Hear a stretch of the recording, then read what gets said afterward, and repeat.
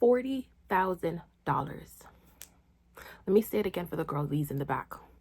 $40,000. $40,000 is what the rumors are circulating that Porsha Gabadia will be getting in alimony since the divorce. Now, we all know that Simon and Porsha, they got their big African wedding, their big American wedding, and they were like all couple goals, right? All around town until things just went left. There were rumors circulating that he's not a citizen. He should be deported. A lot of things going on. And then suddenly we see that Porsha, she files for divorce. When she files for divorce now, Simon Gabadia, he starts being all mean with her, saying all these different things. And I'm like, sir, I did not know that that's how you were, because you came off as such a nice person. And he started saying all these mean and malicious things, and they were just taking jabs at each other back and forth on the internet. Come to find out, someone called ICE on him.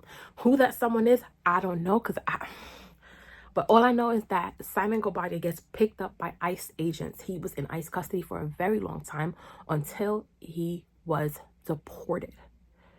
Now, Simon, I must say, I don't want to blame Porsha, allegedly for calling ICE on him, because Simon, with his very smart mouth, he can pick up enemies, because he was starting to go up against the Love and Hip Hop franchise for filming in his estate. He was going up against a lot of people for a lot of different things.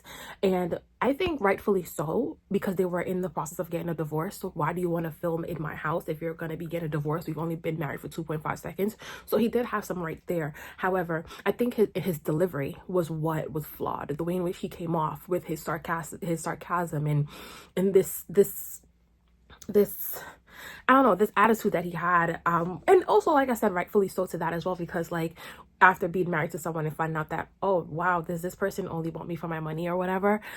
But then you also have to look at the way in which the relationship started. When you were already married to someone else, you left that marriage to go with Porsha. So karma is a bitch. But anyway, there is just some things that what I was essentially trying to say is that he basically pissed a couple people off, right? And so you can never know who perhaps would have called ICE on him, who would have sent the ICE agents to go and get him, because how would ICE know where to find him?